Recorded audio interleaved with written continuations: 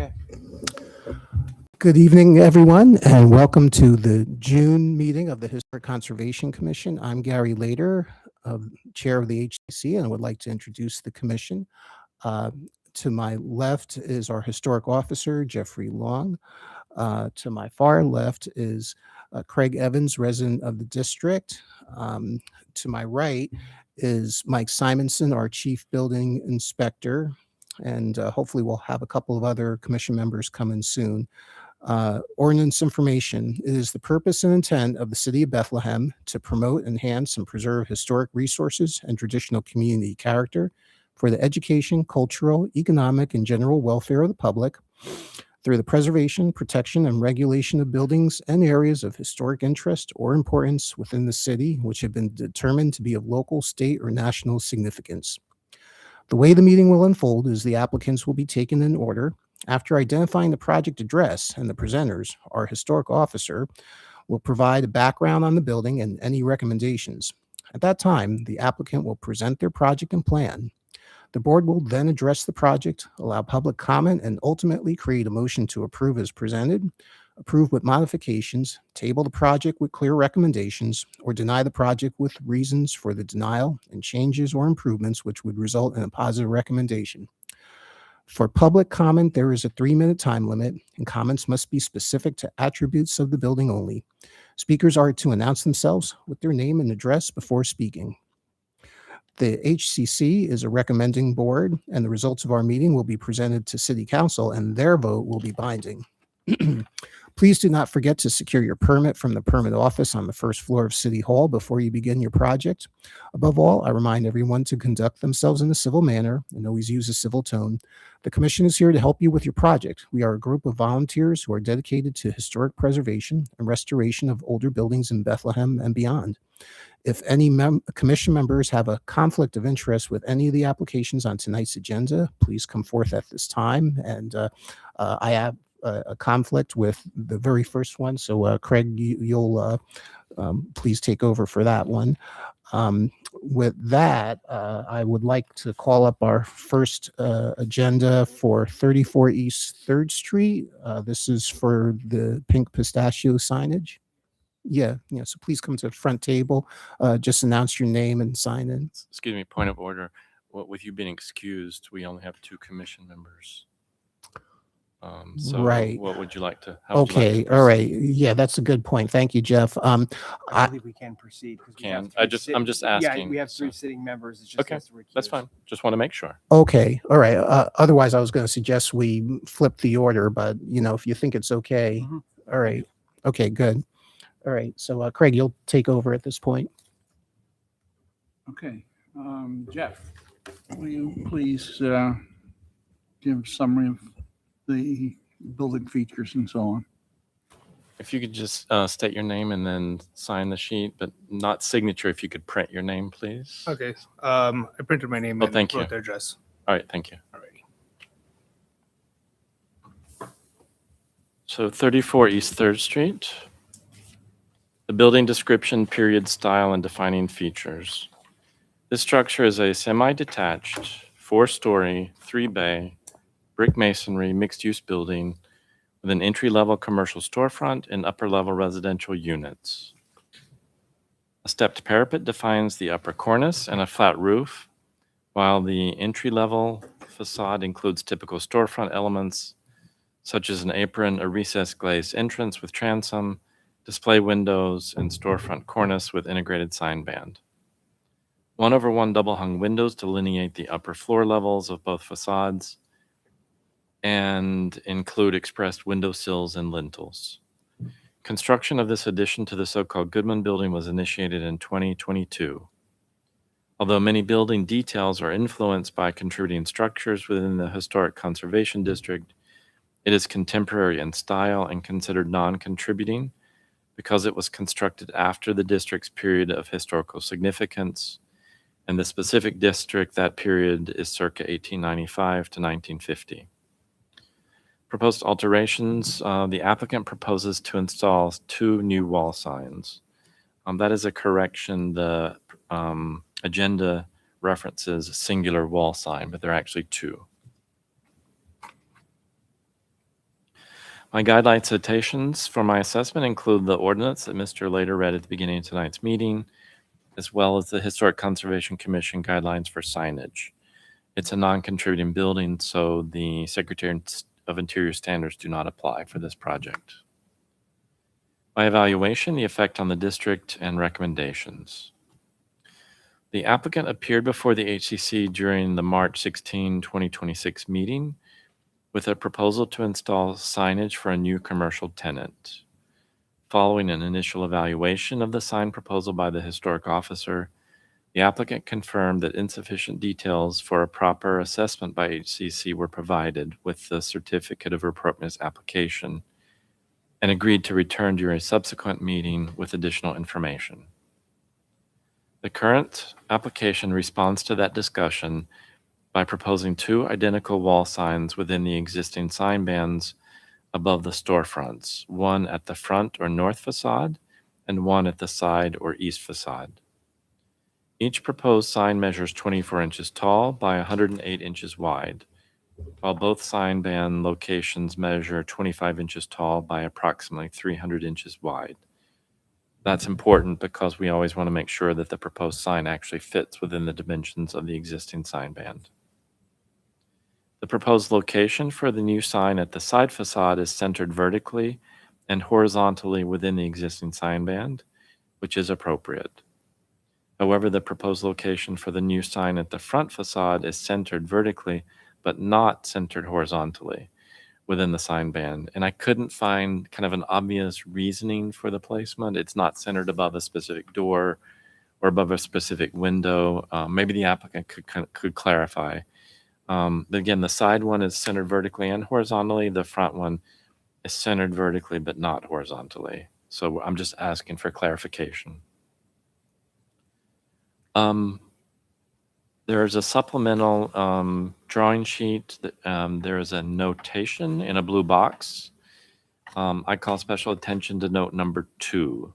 So note number 2 within the central blue box on the second supplemental drawing sheet mentions a 1-inch thick aluminum composite material or ACM backer board with an offset pinstripe detail around the perimeter, which is appropriate. It fits our guidelines, etc. However, the backer is indicated as 22 inches tall, while the proposed signage is 24 inches tall. So it seems like there's a bit of a discrepancy there. Similarly, the proposed backer appears within the side view, or almost like a section in the bottom right detail on that same drawing sheet, but I could not find any indication of the backer board with the pinstripe detail on the actual facade drawings. So further clarification is warranted before I could determine the appropriateness of the backer.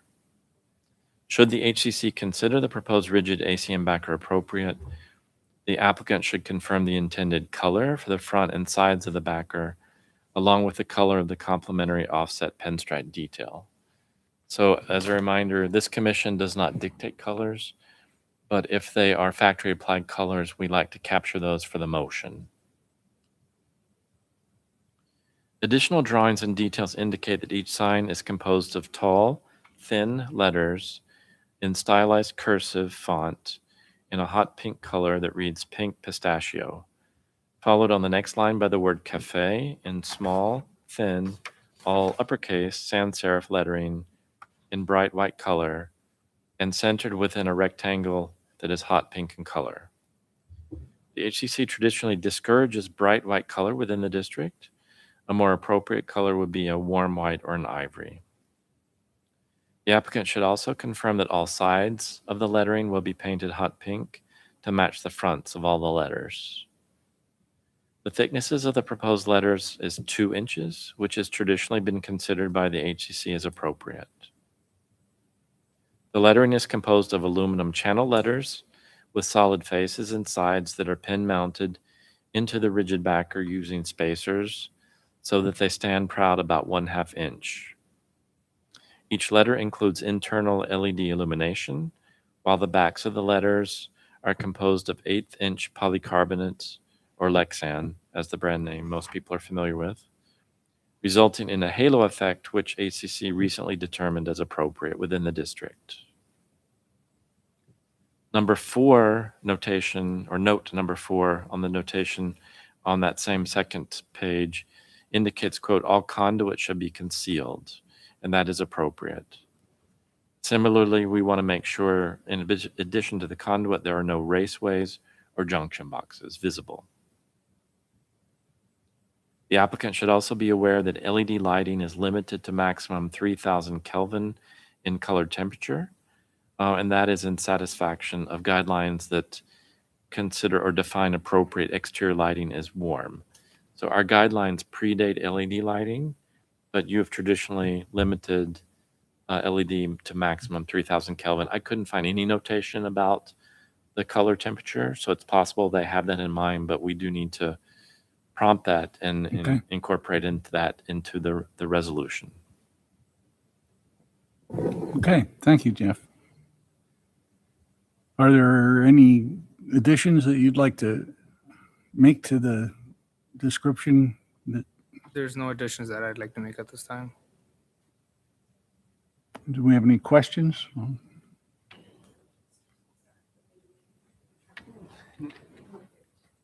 So I just had, do you have a picture of the picture here? I have a packet here if you want to look at the, So it is on the picture of the sign itself. Yeah. So it is on the page. It is on. it's on the website too, right? Yeah. Yeah. So it is on the second So- page.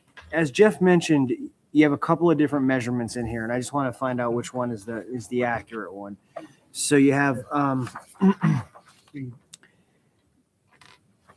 the letters at 24 inches tall. The letters are at 18 inches tall. They're at 18 inches tall. The letters are 18 inches tall, and then the cafe on the bottom is 6 inches tall, Okay. totaling a total of 24 inches from top to bottom. Yeah, that's what I meant. That's what I'm saying. So they're 24 inches tall from top to bottom. So, but then it has a 25-inch signboard in the background too. So is it 24? Because it says the backer. The back is 22 high, so we have a discrepancy of the 2 inches, and so I'd have to double check on that. But I believe in the past locations that we've done is the Pink Pistachio, the 18 inches gets the backer board, and the cafe it's a direct box at the bottom. Okay, so the cafe is not part of the backer board. The cafe is not part of the backer board. That was like our previous locations. Okay. Okay. Thank you for clarifying that.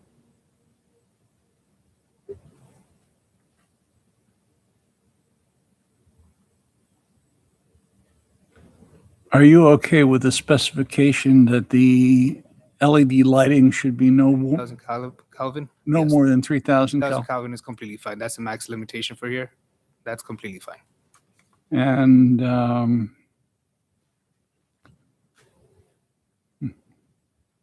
I thought there was one other question. We got to go with the warm Pardon? lettering. The warm lettering for the Ah, cafe. yeah. So that takes away from their look.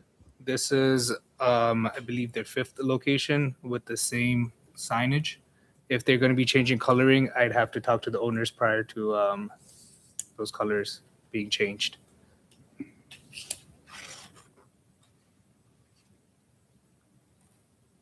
If it's part of a corporate logo, It's part of the logo. if it's part of a corporate logo, we have accepted it. But our recommendation is for a warm white as opposed to a bright white, simply because it stays cleaner looking longer than the bright white getting. No, I think we're talking about two different things. Are we talking about the lighting still, or are we talking about the colors of the letters? We're talking about the colors of the letters. Okay, yeah. The lighting is completely fine at 3,000 Kelvin. That's completely fine at warm white. As for the colors of the letters being pink, that's their look throughout their other. No. The letters could be pink. I'm just talking about very specifically the letters on the cafe, the Okay. portion, on the that bottom. box. We usually like a warm white or an ivory instead of like a brilliant white. You could use the pink letters for Pink Pistachio and for the background of the cafe I portion. don't think that's going to be an issue for the cafe lettering. Yeah. If we could, I should be able to present that to the owners. Okay. That shouldn't be an issue. It's just those 4 letters. Yeah. Yeah, I don't think that's going to make a big effect. I move that we recommend this. I got one more thing. Just so you're aware, you can let excuse me, your sign company know or whatever. This drawing satisfies the requirements for the historic district, but when you apply for your permit, it has to be stamped by a licensed professional in Pennsylvania. Understood. That's all I want to Okay, mention. I move that we recommend a certificate of appropriateness for the application as submitted for 34 East 3rd Street. Okay.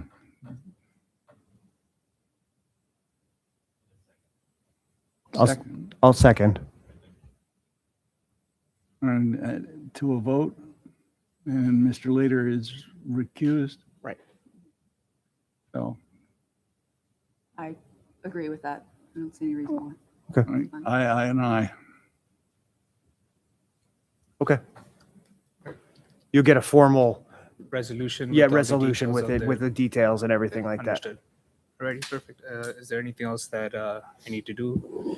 Yeah, the next city council meeting is just after the July 4th holiday. So Yes, it's it's a July- bit longer than normal because our meeting is so early. And July 7th. So you're probably next thing you want to do is probably submit a permit application for the sign, get your drawing stamped by a Pennsylvania design professional, and you could submit them into the code enforcement office for the review process and whatnot. We just can't issue the permit until we get that COA from council. Okay, so we won't get the permit until the resolution is Correct. But you can get everything teed up to that resolution being passed. should be by July 7th. correct? Yes. Perfect. Okay. Alrighty, thank you. Okay, thanks, Craig. Yep. We're up to agenda item number 2 for 330 East 4th Street.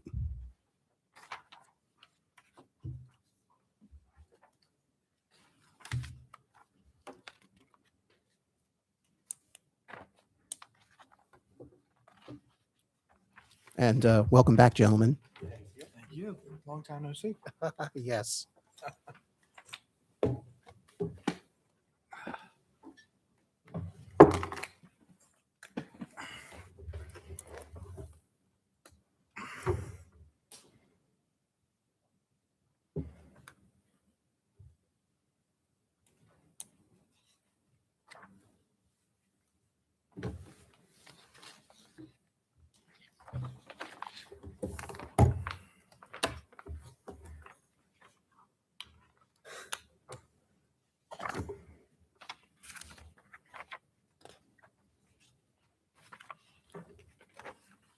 I don't know if you wanted to mention that we skip over the previous demolition. Thank you, thank you. And just a quick note that because the history and context were presented, I believe at the last meeting, so we're okay with skipping over that part for today's presentation and analysis. A proposed alteration, the applicant is returning to the HCC for approval of proposed exterior details and finishes. Guideline citations for my assessment include the Secretary of Interior Standard Number 9 that reads, "New additions, exterior alterations, or new construction will not destroy historic materials, features, and spatial relationships that characterize the property.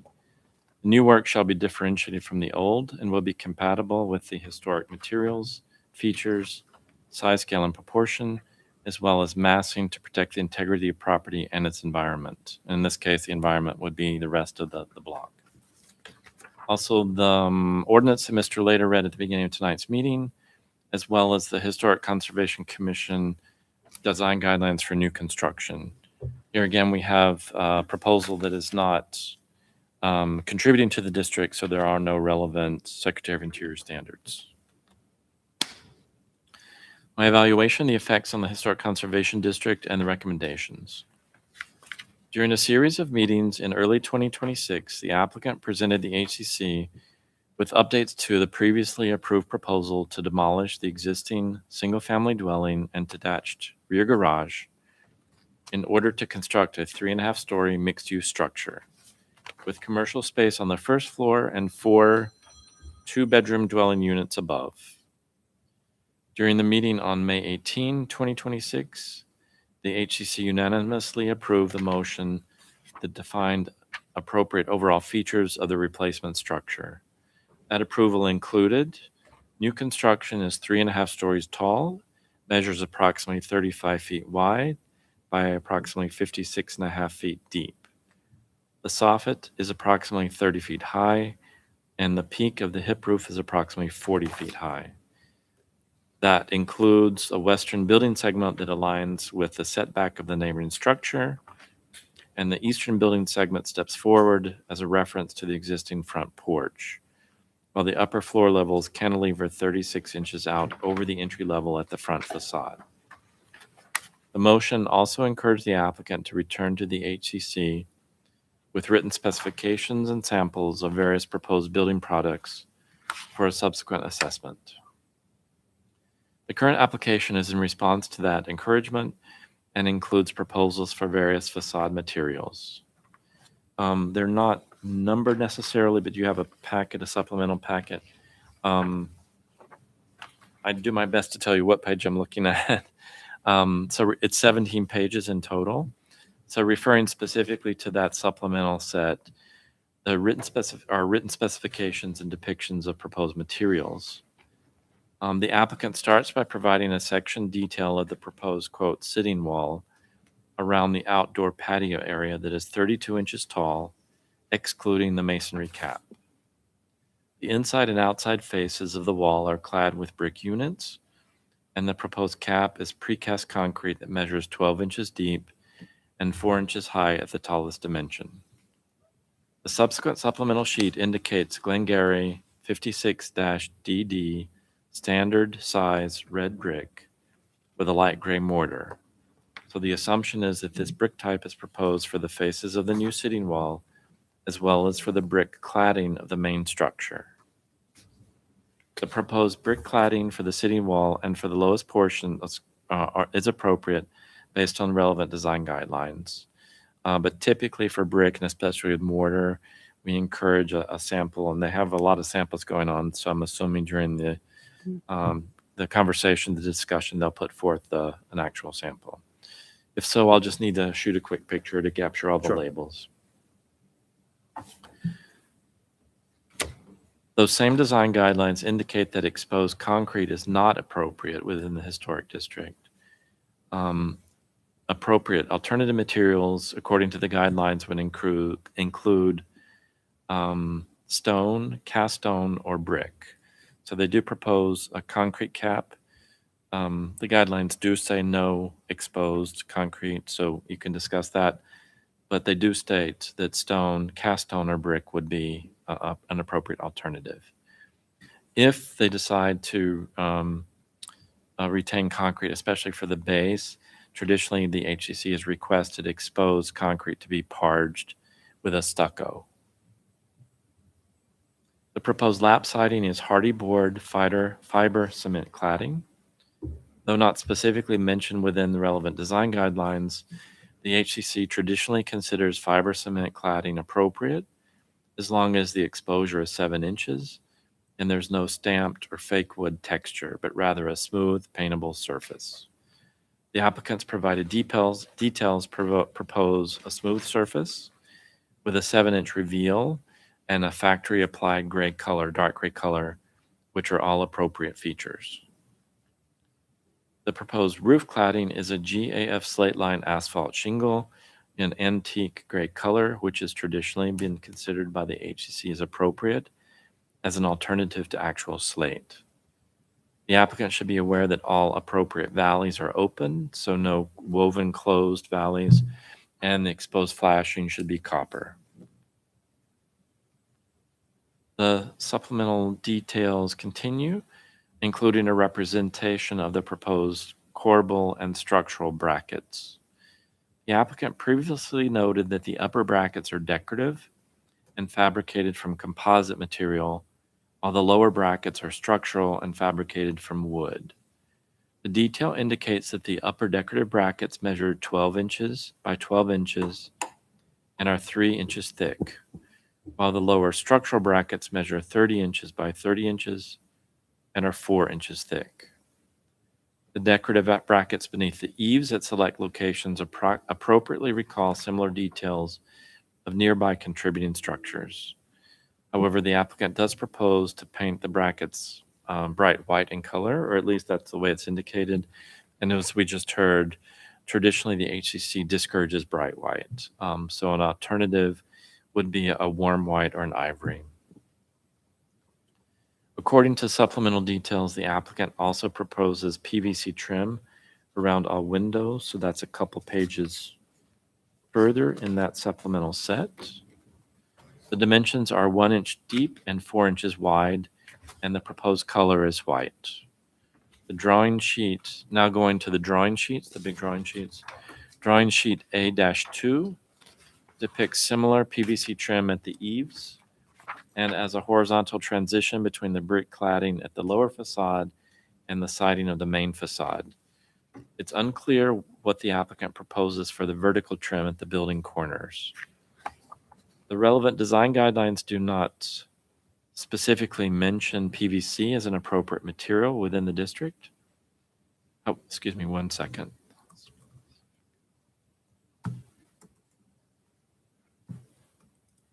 However, the HCC has determined PVC is appropriate during select recent application reviews, especially for new construction on non-contributing structures. So discussion is warranted.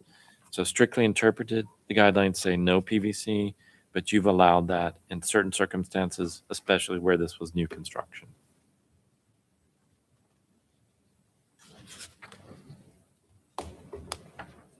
As previously stated, bright white is typically discouraged, so perhaps the trim could be warm white or ivory. The provided cut sheet does not indicate which specific profile trim is being proposed. There are a variety of them, and maybe they want to indicate several different ones depending on what detail it is. I would just want to be able to capture that for the motion.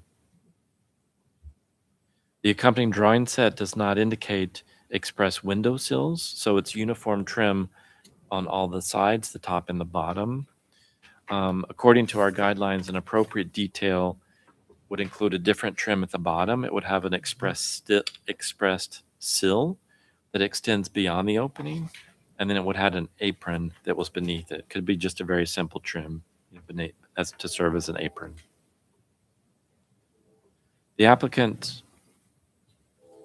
then the next page, the applicant indicates the intent to install a double-sided blade sign at the corner facade for a future commercial tenant. However, they already agreed to return to the HCC for an assessment once those details are finalized. The applicant is encouraged to review design guidelines specifically for signage within the district when collaborating with a new tenant on the proposed sign. So in addition to our basic design guidelines, we have specific guidelines for signage. So if you make sure to check those out.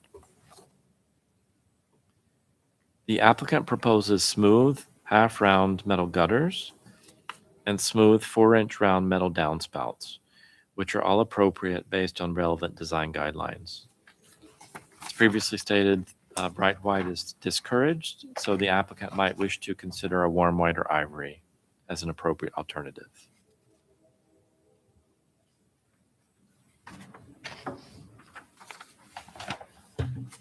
So continuing a few pages later, the applicant proposes an aluminum railing system by Avalon for the rear entrance steps leading up from the parking lot to the rear tenant entrance.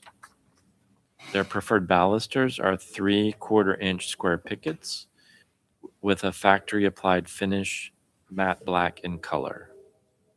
The proposed system includes several post sizes and top rail profiles. However, I could not find the applicant's preference, so maybe we could talk about those. So there are a couple of options for each. In addition, the applicant should clarify the intended materials for the porch posts. So there are 2 posts, at least 2 holding up the porch roof, and also the intended flooring and the material of the steps leading up from the parking lot to that porch. They're all depicted in the drawing, they're just not labeled. Mhm.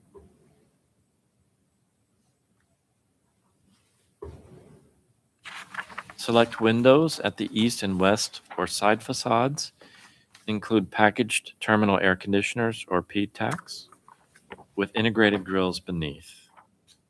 The accompanying specification sheet indicates the applicant's preference for a quote standard outdoor grill in a quiet white.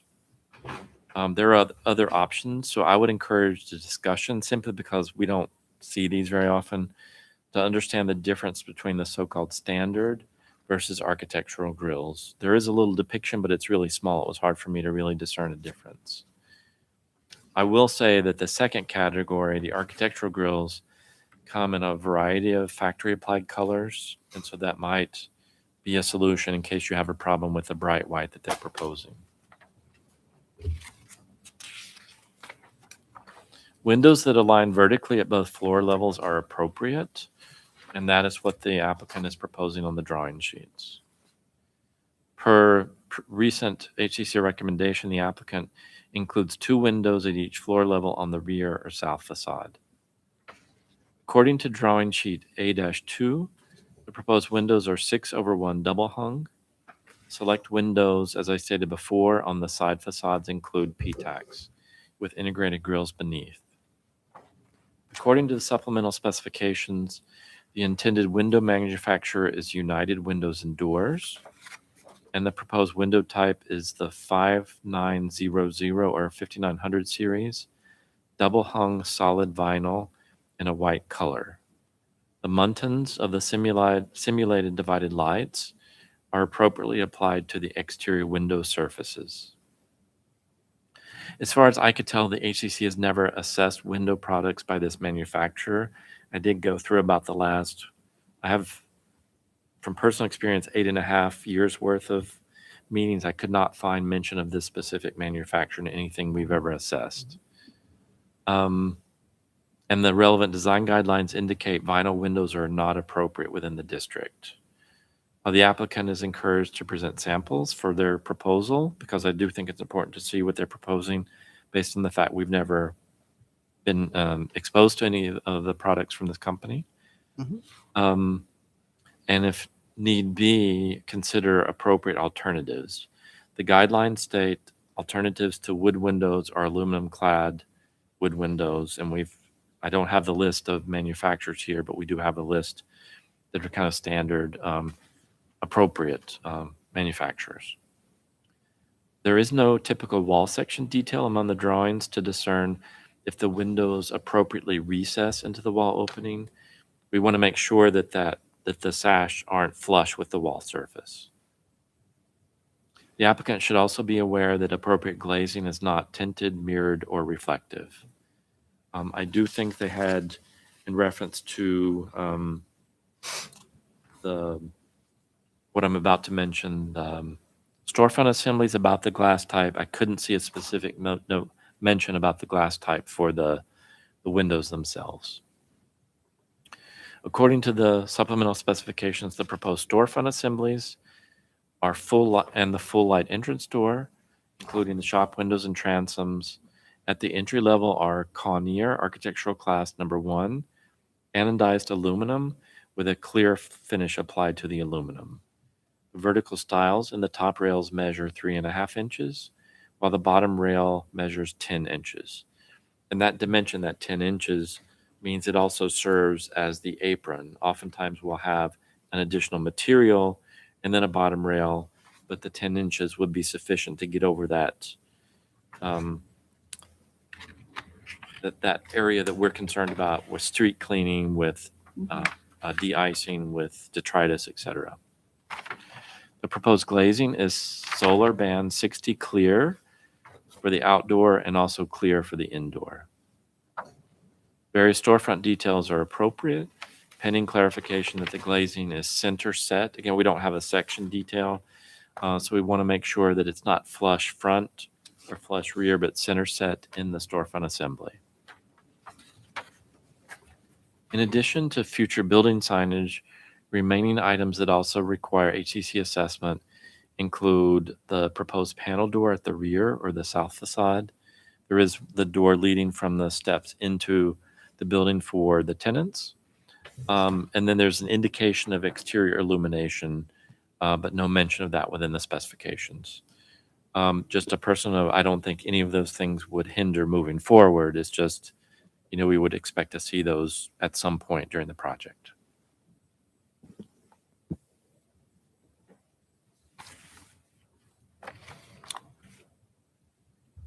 Okay, thank you, Jeffrey. maybe we could go back to, let's start with the site wall. Well, I guess you're calling it the sitting wall.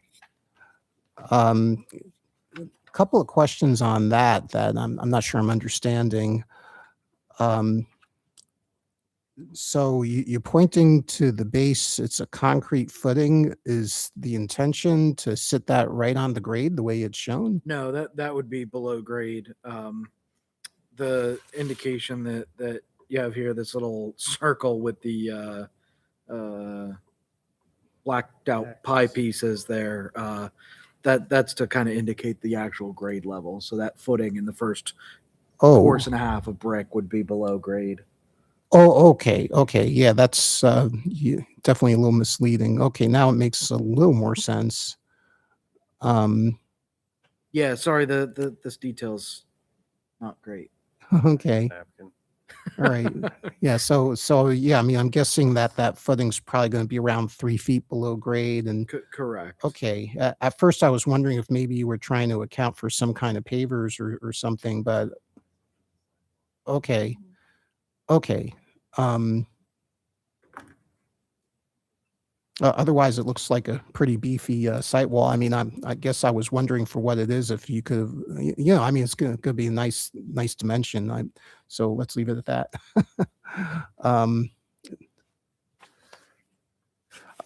I did have one crazy idea. I'm going to throw it out there for what it's worth. I mean, I'm looking at all the cream colored brick on the existing house that you're going to tear down. And of course, always think about when we're doing a demolition, if there's any way to at least make reference to what was taken away. And the thing that occurred to me, whether it's practical or not, is, I wonder if you could have reused any of the brick on this for the walls, especially for these, low walls that you're constructing. And I mean, I'm just throwing it out there. I mean, I think the cream color would probably still work pretty good with your palette. But I know there's always all sorts of construction issues, and it's always easier to work with something new. But I just kind of thought I'd mention that. So as we go through this, can you give us more information on the trim pieces, the profiles you're planning to use? Can we do the trim around the windows with an express sill and an apron beneath it? Can we talk a little bit about Jeffrey's suggestion on that? Yeah, so generally speaking, there's a lot of trim profiles on this page, and I think it gets lost a little bit up at the top. Really, this page is the product itself, but most of this trim is just proposed as one by material, to cover up on the eaves, around the windows, things like that.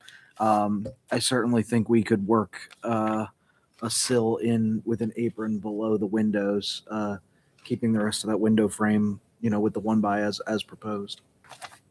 Oh, okay. That'd be great. And I forget, did you have a dimension? I guess you could almost use like a partial enlarged elevation, because my next question is going to be, what's the actual trim size you're considering using? Typically, it's a 1x4. 1x4. Okay. All right, and then you'll modify the detail to include that sill piece and apron. Can you also clarify at the south rear elevation, what kind of stair construction are we looking at?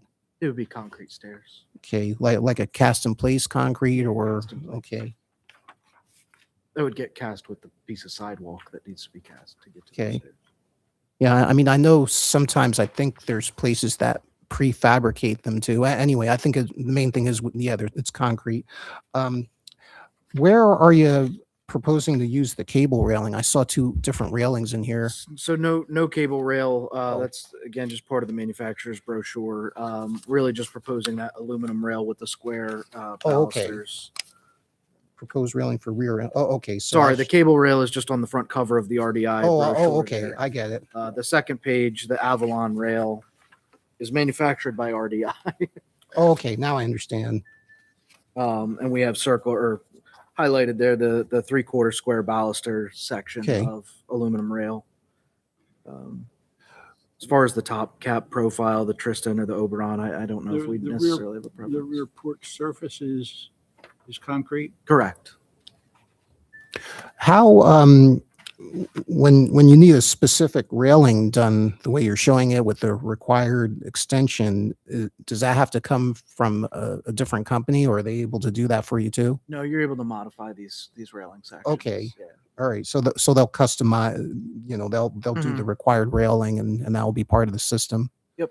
Okay, great.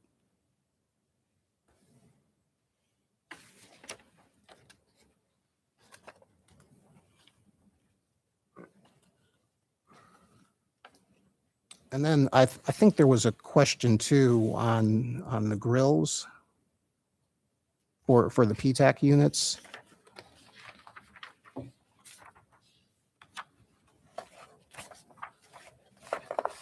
Did I hear right, Jeffrey? Is there two styles that are mentioned here? Or is that a different thing? So their preferred manufacturer offers what I'm assuming is kind of a standard model and then a so-called architectural model. They're Okay. proposing a standard white, and I'm just calling attention that the so-called architectural series has a lot more options, but Okay, the detail is really small. So it was hard for me to even understand the difference between the standard and the architectural. okay. And I think with the architectural, I think it's a matter of just how it's manufactured and the other color options that are available. I don't know if it looks substantially different than the standard option. Mm-hmm.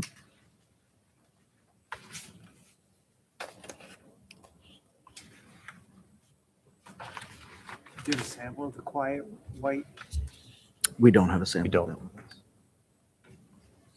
one. Is it more like an ivory or a soft white? I can't tell from the picture. I'm just trying to guess. Yeah, I assume it's a softer white than a bright white. Because they do also offer just a standard white color versus the Yes. quiet white, correct? Yeah, I think one thing that's tricky with color, we're always pushing people to not bright white, but like an off white because it's more historically appropriate. And then, when the base products for all these more contemporary things is always a bright white, and you have like a multitude of different products here. I'm kind of wondering, okay, how do we get this all to coordinate? If we're looking for an off white.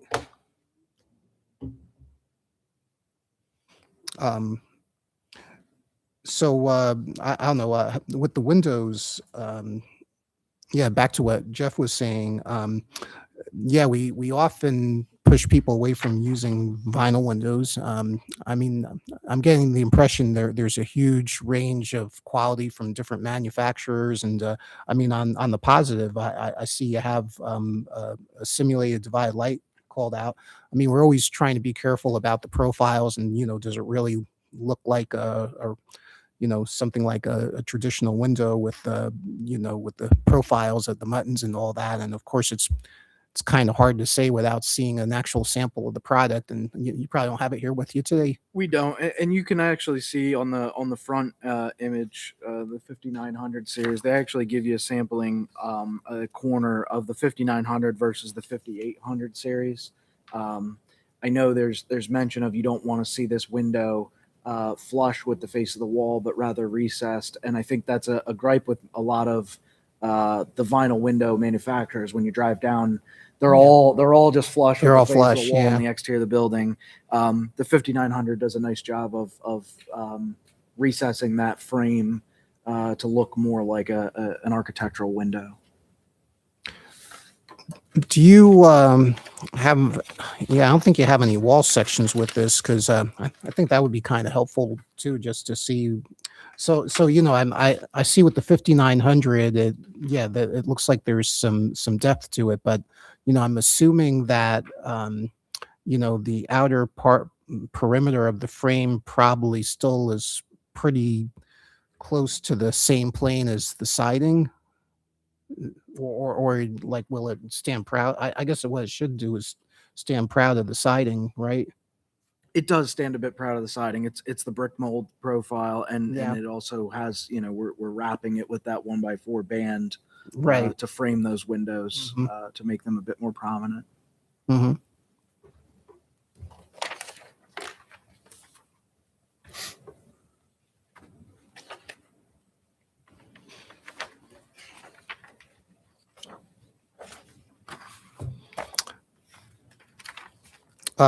Anybody else have some questions? Where do we stand on the vinyl windows? Is the question that I have. I mean, Yeah. typically we have, as Gary had said before, typically we have had, unless there was existing in the building where it was a continuation, we've tended to stay with aluminum clad or even fiberglass and so on. And the reason is that over time we found that the vinyl tends to change sizes, warp, and so on. So there have been some problems. The with cheap that. ones do, yes. Well, hence why we often will look for a sample to examine, or at least that we've had prior familiarity with the product. If I could recommend, you know, I think we might be open to the product you're suggesting, but yeah, I think seeing an actual sample would help.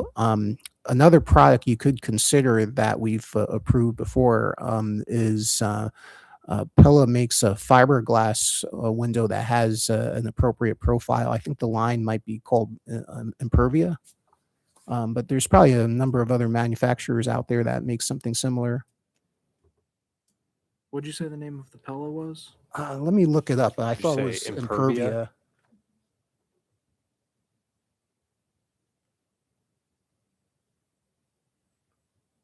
Impervia. I mean, listen, we're certainly open to alternate manufacturers on the windows. You know, at some point, we are trying to be a little bit conscious of the cost of construction of this. Oh, 'cause for sure. through the 3 meetings we've been here, it has gotten wildly more We're expensive. not naive.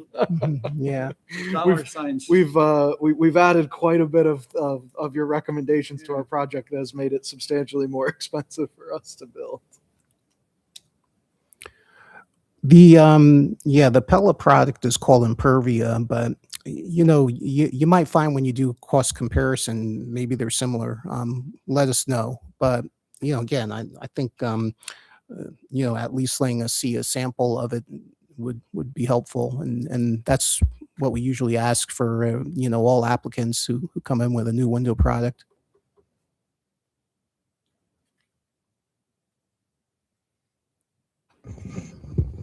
Are we against them just bringing the sample into the office and? No, not at all. Okay, so you guys could just bring it into the code office, a sample, and then I'll make sure each of the members gets it, so That'd be you don't great. have to wait for Thank another meeting Mhm. for that specifically.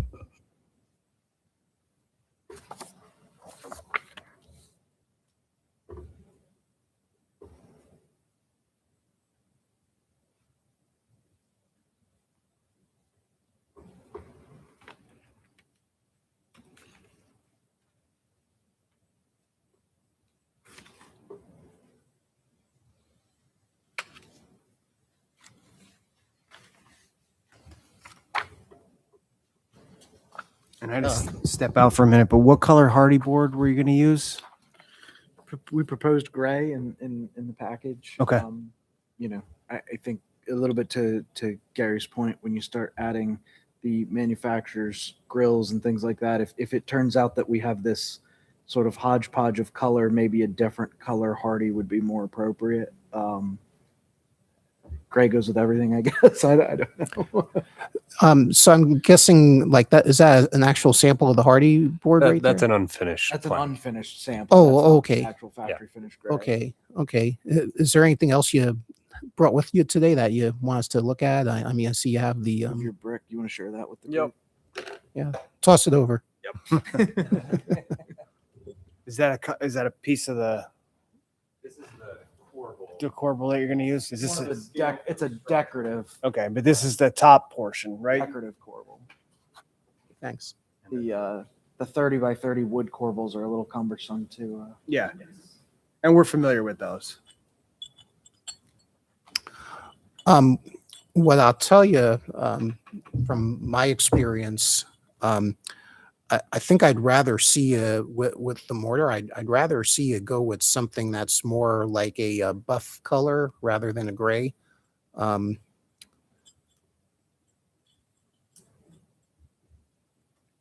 Again, my opinion, my recommendation. So, I think what would help, maybe if I saw this with the siding you propose and the whole thing, I might think differently. But again, I'm just kind of thinking of what's more typical in the district.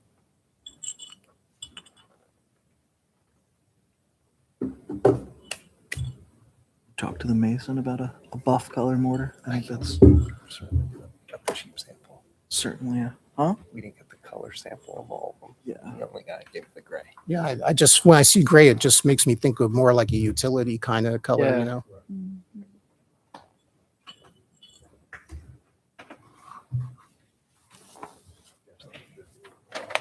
Thinking of my fireplace at home, it's that color brick. and it Oh. has a buff color Okay. border in it, now that you say that. Gary, one of the things that you kind of alluded to earlier was the variety of base colors that some of these products come in. Yeah. Thinking specifically, or at least I am, of the guttering. Yeah, you're right. Yeah. I would rather see a factory applied white than something changed, some color changed Yeah. by painting, because it's just, Right. it's, Yeah. so I don't know if I'm clear on my So dilemma there, but yeah, Craig, I think what you're saying is just in terms of maintenance and things lasting, you want to see factory finished colors and not something painted in the field. yeah. Yeah, I mean, we don't control paint in the field, Yeah.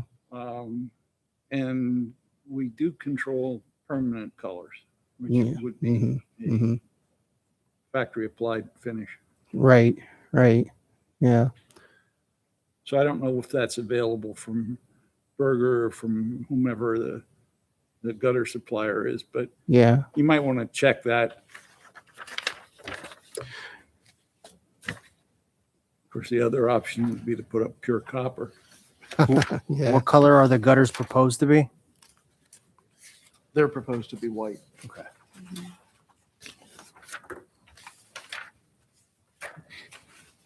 They need copper. I think we can conclude this meeting and the project will stay just where it is. Hmm.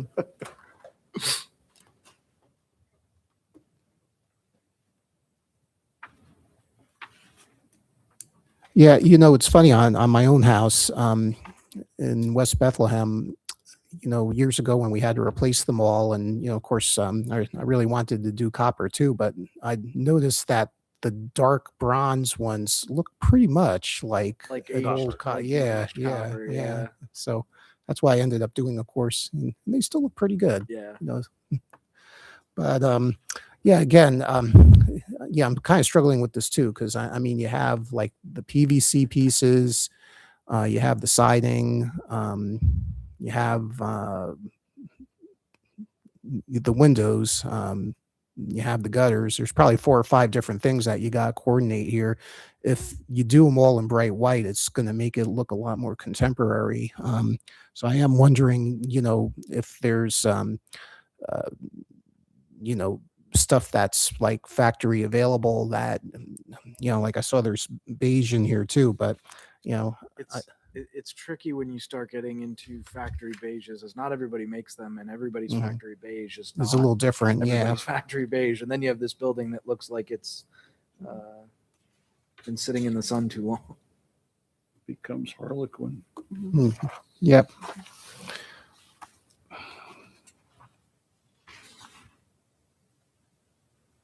Yeah, I thought the brick you sent around looked fine. Again, I guess I do wonder, how feasible is it to recycle any of the brick on this? Are you both the architect on this one?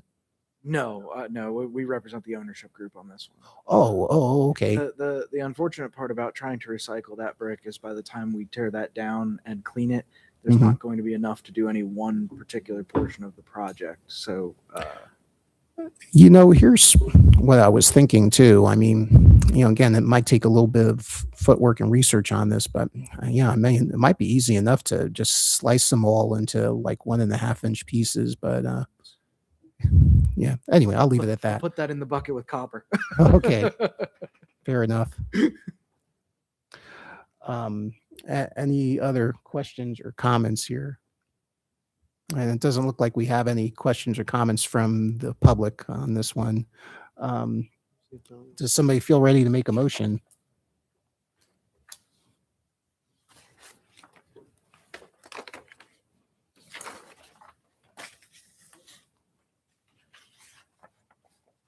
I move that we recommend a certificate of appropriateness for the details as presented with subsequent either cut sheets or manufacturer samples to be dropped off at the permit office. Okay, for, I guess, The windows in particular. right. For I guess, review and by us, and, as soon as we hear back from Mike. Yeah. Okay. Is there a second on this? I'll second. Thank you, Desiree. And let's put it to a vote. Craig Evans, Aye. Desiree, Aye. Mike. Aye. Okay. Carries unanimously, and you're getting close. Almost there. Yep. So you said the 7th. I thought I heard last applicant you said the 7th is the council meeting. The council meeting is the 7th. Yep. All right, cool.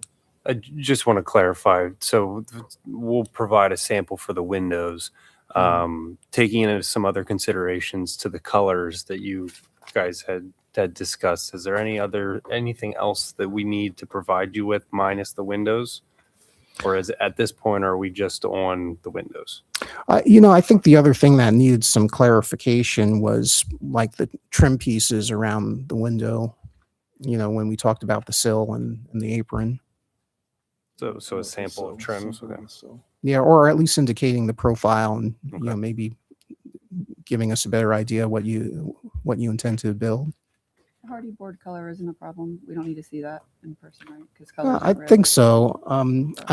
I mean, here's what I recommend as an architect. Here's what I recommend for you, or at least to ask your architect to do. I mean, I think it's always a good idea to take everything that you're proposing and put it all together, and just see how it all looks together, and maybe he's already thought about that, but I think it'd be helpful for everyone. Yeah, I think now that we have a pretty clear direction on what we're using, I think Mhm. it's easy to pull that all together. Yeah, and if you have that available when you drop off the window specs or cut sheet or Yeah. yeah, that'd be great. I could pass that around to everybody too. Can do that. Just make a note. We'll do sample board. We good? I think so. Okay, great. Thank you. Thank you All right, for all thanks, your guys. efforts. Thank you. Yep, appreciate it. Okay, Get your brick. any approval of the minutes? Do we have a motion? Move that we approve the minutes as presented. I'll second. Second, very good. Thank you. And then any old business? Okay, Old business. The chicken place still has a flashing neon sign in their window on the 300 block of Broadhead. okay. There hasn't been any signage there. They've been scheduled to come in and haven't. Their delivery drivers park in the traffic lane. It's not a good look. And the other thing is the building next to the Elks, in same block, is continuing to deteriorate. And it's, Mike's Auto Glass, the one. yeah, Oh, okay. not totally our purview, but you know,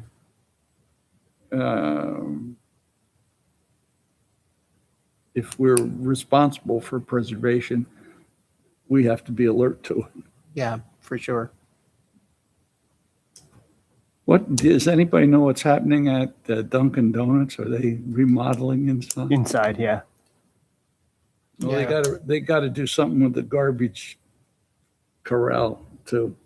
That's pretty abysmal. Have we heard anything further on the building next to Raceway or Speedway?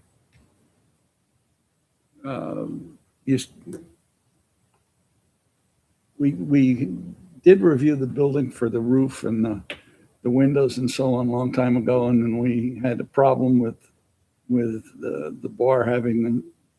Yeah, we haven't heard anything since. That's been a while that we heard that. When the Broadway Social you're talking about, I haven't heard anything on that.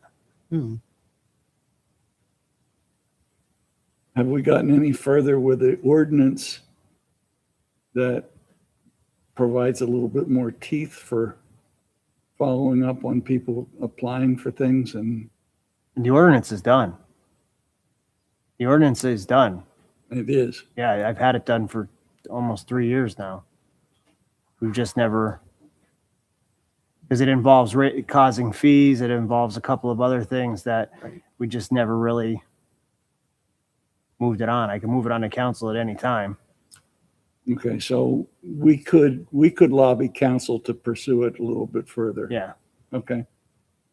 All right. Well, that's good to know. I didn't understand that we were that far with. Oh yeah, yeah. I'd have to revisit it now because I haven't touched it in probably a year or so. But I mean, Fair. the heavy lifting's done.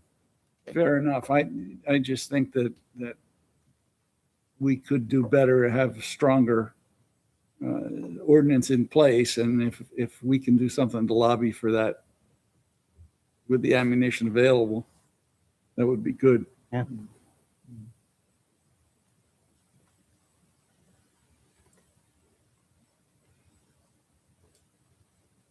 Well, Make a motion to adjourn. so moved. So moved. It's a beautiful day out there and the sun's still out. Mhm. Thank you, everyone. Sure. I saw one